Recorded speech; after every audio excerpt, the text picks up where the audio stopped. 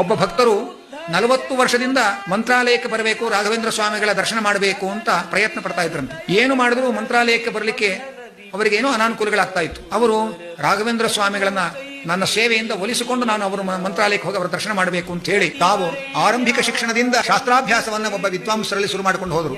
ಸುಮಾರು ವರ್ಷಗಳ ತನಕ ಶಾಸ್ತ್ರಾಭ್ಯಾಸವನ್ನು ಮಾಡಿ ರಾಘವೇಂದ್ರ ಗುರುಗಳ ಗ್ರಂಥಗಳನ್ನ ಅಭ್ಯಾಸ ಮಾಡಿ ಭಕ್ತಿಯಿಂದ ಪ್ರತಿನಿತ್ಯ ಒಂದೇ ಪ್ರಾರ್ಥನೆ, ಗುರುಗಳೇ ನಿಮ್ಮ ಸನ್ನಿಧಾನಕ್ಕೆ ಕರೆಸಿಕೊಳ್ಳಿ, ನಿಮ್ಮ ದರ್ಶನ ಕೊಡ್ರಿ ಅಂತ ಇಷ್ಟೇ ಪ್ರಾರ್ಥನೆ ಇಟ್ಟುಕೊಂಡು ನಿರಂತರವಾದ ಶಾಸ್ತ್ರಾಭ್ಯಾಸವನ್ನ ಅದನ್ನೇ ಸೇವೆಯನ್ನಾಗಿ ರಾಘವೇಂದ್ರ ಸ್ವಾಮಿಗಳಿಗೆ ಸಮರ್ಪಣೆ ಮಾಡುತ್ತಾ ಜೀವನವನ್ನು ಸಾರ್ಥಕ ಮಾಡಿಕೊಳ್ತಾ ಇದ್ರು. ಒಂದು ದಿವಸ ಸ್ವಪ್ನ ಬಂದು ಇದ್ದಕ್ಕಿದ್ದಂತೆ ಇವತ್ತೇ ಮಂತ್ರಾಲಯಕ್ಕೆ ಹೊರಡು ಹಾಗೆ ಸೂಚನೆ ಕೊಟ್ಟ ಹಾಗಾಯ್ತಂತೆ. ಕೂಡಲೇ ಹಣಕಾಸುಗಳನ್ನು ಒದಗಿಸಿಕೊಂಡು ಅಂದೇ ರಾತ್ರಿ ಹೊರಟು ಮಂತ್ರಾಲಯಕ್ಕೆ ಬಂದಿದ್ದಾರೆ.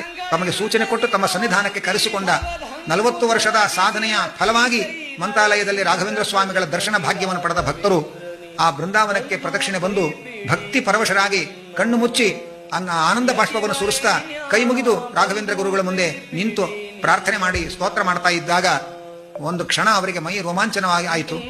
ಏನು ಅಂತ ಕೈ ತೆಗೆದು ನೋಡಿದರೆ ಅವರ ಕೈಯಲ್ಲಿ ಕಲಸಕ್ಕರೆ ಮಂತ್ರಾಕ್ಷತೆ ಇತ್ತು ಅಂತ ಹೇಳಿ ಅವರು ಆ ದೊಡ್ಡ ರಾಘವೇಂದ್ರ ಸ್ವಾಮಿಗಳ ಅನುಗ್ರಹದ ಈ ಘಟನೆಯನ್ನ ತಮ್ಮ ಗ್ರಂಥದಲ್ಲಿ ಬರೆದಿಟ್ಟಿದ್ದಾರೆ.